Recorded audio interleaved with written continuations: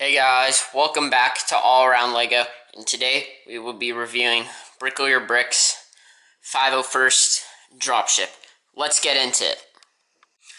To start this review off, obviously got to give credits to Bricoleur. He has free instructions uploaded on his YouTube channel that will in fact be linked below. This set uses one 501st Battle Pack. It has about 285 pieces, just like the 501st Battle Pack. Comes with 6 minifigures and is going to cost you about $25. For the actual set itself, you obviously have 3 standard 501st Clone Troopers, 1 Jet Trooper, and then 2 standard Battle Droids. Now, with a bunch of Bricoleur's other builds, he's always left enough blasters in his builds, although for this one he does not. With that, we will move on to the actual build portion. As I said, this set uses one 501st Battle Pack. In terms of playability for Bricoleur's builds, this one is certainly up there on the top if it is not. I will explain the main feature. Obviously, this is based off a dropship. So here in the front, you got 2 movable side turrets, like that, and then you start to have a little slope up to the pilot seat. Now, Bricoleur uses this pilot seat, or pilot-like cockpit part of it, for most of his builds, which is kind of cool. And then on the side, you have these very nicely designed doors that open and close, and then in the inside, you have your pilot seat, which has plenty of space to fit the Clone Trooper. Up at the top here, it does not connect, although Bricoleur does a nice job of making it look like it does in fact do that. Up at the top, you obviously got your nice slope, and it's all tiled off, which looks really nice, and then the gradual slope up also looks nice. Then branching off, you obviously got 2 engines. Really nice design. You got your little front part, you got your fins in the back, and then like the structural part, and then like the back part of the engine. These do rotate just like they do in Star Wars, where when they land, they go up like that, and then they fly off. Really cool there, obviously. And then in the middle, you got your main structural support here, and then a axle here with the drop area, little open area there too. With the troop transport, you can fit 4 figures on this for your dropship.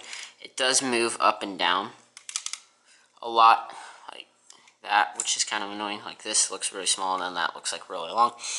On the bottom, it's got little jumper plates, so it looks like it's a little suspended, which is cool. With that, you obviously got a little control panel on there, tiled off on both sides, pretty symmetrical. One thing that I do wish is that it didn't move like that, but it's still nice nonetheless. And then this is why there aren't enough blasters to go around for all the figures, is that it uses 3 out of them here, and then it uses the battle rifle that comes in the set, and then you got binoculars on that side instead of a control panel. You got this little 3-piece thing that moves that actually covers up the end part of the axle so that it does not fall off. And with that, when it comes in and flies in, you just pull it back, bend it like that, close it, and then it can fly off. Without it, it actually looks really nice still, like it doesn't look ugly and out of place, which is awesome. It's a really simple mechanism for dropping the troopers, but it's really nice. And then to put it back on, you just put it through this hole, like so, and then close it so it doesn't fall off again. I did a drop test, and it actually does like land really well from really high. Like it's really sturdy, like that didn't break, and I had it about a foot and a half off the ground for that drop right there, which is awesome. And then with that, one thing that I do think would be easier is if he, like in the instructions, had it down like that, and then close it, because it does in fact not move as much, which I think is a major part of the set with it moving. And then you actually have the control panel accessible, although it does not slide off as well. which is kind of irritating.